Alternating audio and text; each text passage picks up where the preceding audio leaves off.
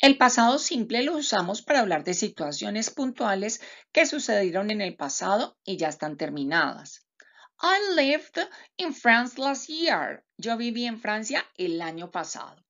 En este tiempo tenemos en primer lugar un sujeto que realiza la acción, en este caso sería I, y luego un verbo que sería la acción, en este caso sería el verbo to live, que se encuentra conjugado en su forma de pasado. Lived, viví o vivía, es un verbo regular ya que su pasado se forma siguiendo la regla de agregar ed al final del verbo. I drank so much beer before. Yo bebía mucha cerveza antes. Esta también es una oración que está en pasado simple. La única diferencia es que aquí tenemos un verbo irregular. ¿Y qué es un verbo irregular? Recordemos, irregular quiere decir que no sigue la regla. No sigue la regla de formar su pasado agregando ed al final del verbo. ¿Y cómo se escriben estos verbos irregulares? Por eso es importante que antes de llegar a este tema hayas interiorizado gran parte del listado de los verbos irregulares en inglés. Te dejo por aquí el listado. La negación del pasado simple. I did not drink any beer before. O I didn't drink any beer before. Yo no bebía nada de cerveza antes. Las dos oraciones quieren decir exactamente lo mismo. Están compuestas por el auxiliar did más la negación did not o didn't, que va en segundo lugar después del sujeto. También tenemos el verbo drink después de la negación. El verbo drink va a ir en su forma pura, no va a ir en pasado, ya que si tenemos el auxiliar did dentro de la oración, este auxiliar ya nos está marcando que la oración está en pasado y nos indica que no es necesario marcar el pasado también en el verbo principal. El pasado simple, su forma interrogativa sería, Did you drink any beer before? ¿Bebía algo de cerveza antes? Como puedes ver, aquí se encuentra el auxiliar did al inicio de la oración. Mientras que el pasado continuo lo usamos para hablar de acciones que estaban sucediendo en el pasado.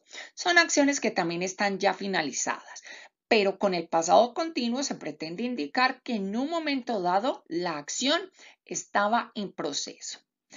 I was watching TV yesterday night. Yo estaba viendo televisión ayer en la noche.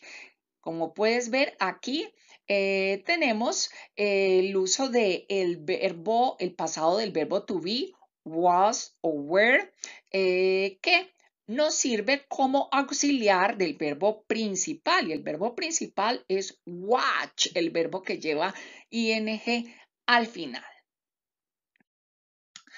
La negación y la pregunta del pasado continuo, I wasn't watching TV yesterday night.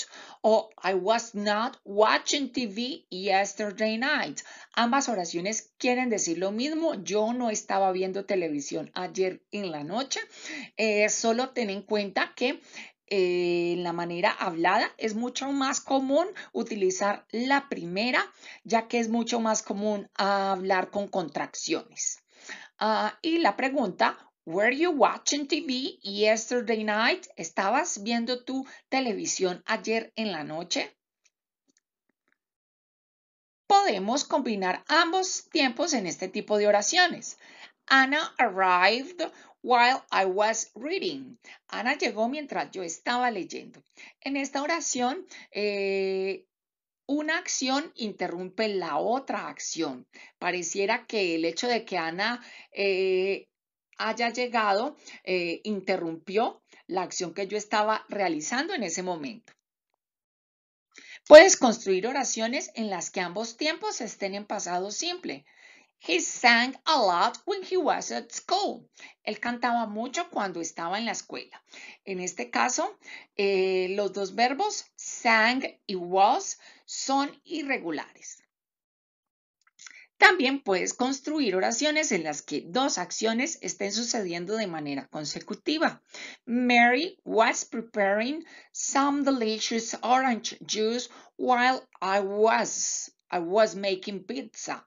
Mary estaba preparando un delicioso jugo de naranja mientras yo estaba preparando pizza. Si te gustó y te fue útil este contenido, porfa, apóyame regalando un like, un comentario, comparte el contenido. Recuerda que estamos en Facebook e Instagram como 123 Inglés Gratis para ti. Thanks a lot for watching this video.